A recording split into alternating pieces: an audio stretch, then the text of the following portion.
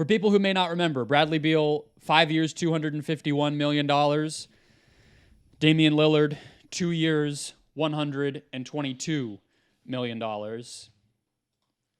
I think the area to really debate, Chris, feels like the Wizards part of this, the Beal part of this. That last season Overpaid. is $57 million. And they gave him a no trade clause. Yes. Yep. And I believe like a trade kicker potentially as well. That deal is a disaster. That deal was ill-advised. That deal is a team that is trying to stick to like some version of this identity, this era, when it should have just moved on and figured it out, and like just figured it out later, and just like, hey, like we're gonna be bad for a couple of years. Okay, at least we're not paying Bradley Beal like $250 million, and like we gave him a no trade clause. And I understand like you want to have an identity. I understand you want to have someone be the face of your franchise. But like this is like a point where I think you maybe just should have walked away.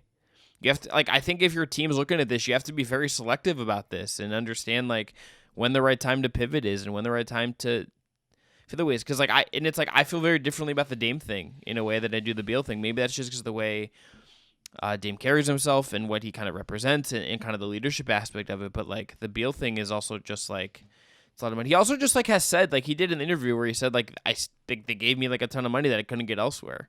Like he's kind of transparent about the fact that they just backed up the Brinks truck for him.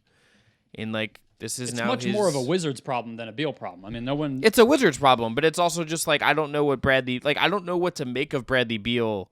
He's a good player, like a all-star-ish player, probably will be Not for a couple more years.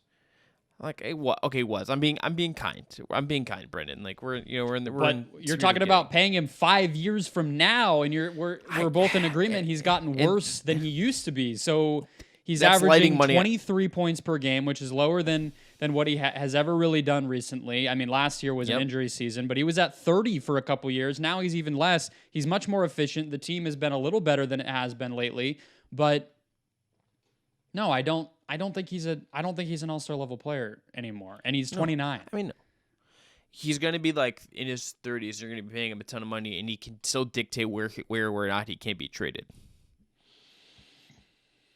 You could be like, hey, like someone wants to like eat this money, and we can like rebuild. And they also are going to be and he could be like, no, I don't want to go play for the Orlando Magic or go play for the expansion Seattle Supersonics or whatever. You know what I mean? Like he could just do that. And then secondly, you're in a position where like you could lose Kuzma and Porzingis for like nothing this summer and just be like, what are we doing here? We just burned a draft pick on Johnny Davis, who isn't good, and we have Bradley Beal making on this massive contract that we owe him a ton of money. Like, what do you even do at that point? What is your team at that point?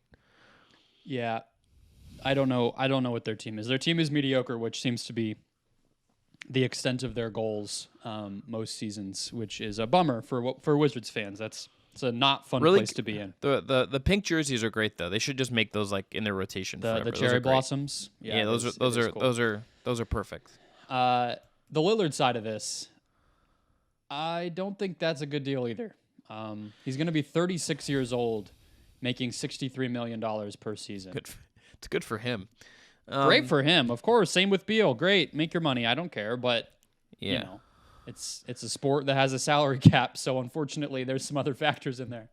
Yeah, I think where I think you're right, just in terms of like the money and the aging thing, and it's like I mean, like if we had a podcast at that time, I'm sure we would have been like, you know, Kobe's deal is like a lot for his last 2 years in what he was, right?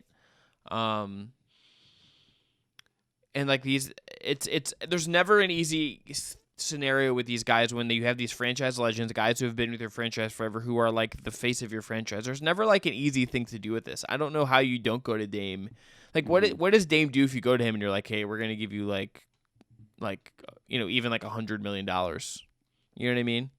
Mm-hmm. Like what happens in that situation? I don't really have a good answer. Wait it out though. I guess that's really the problem with me like, from the Lillard thing is like that they just like went ahead and like just got it done now and we're like, okay, we're just gonna do this. Okay, I don't think the that's contract kicks in, that extension of the 2 years, $122 million. It kicks in 2025. They signed it in 2022, so it just wasn't necessary to jump the gun in that way.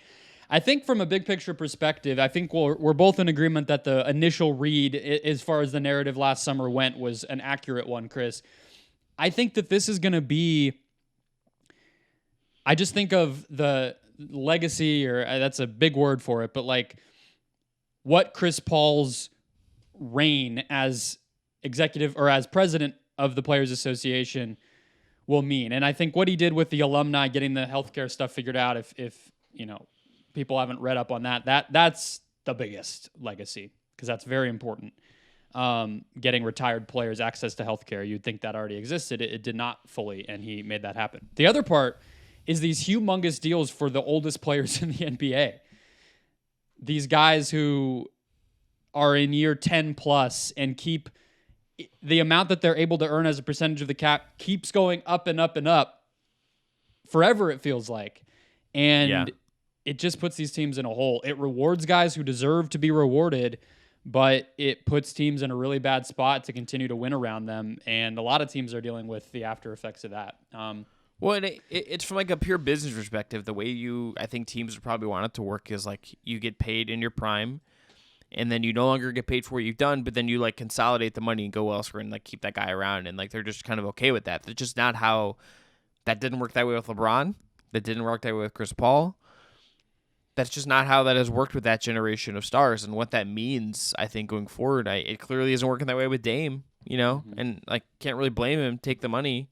We don't really know like who went to who. I guess I don't know like who went to who in terms of negotiating that extension. The Blazers went to him and say, "Hey, we want to give you $122 million into this contract." If I'm Dame, you say yeah, and you like just. I think it came the other direction. Personally, I think it was Lillard's agent saying, "Hey, clock's ticking. We're eligible. Let's get it done."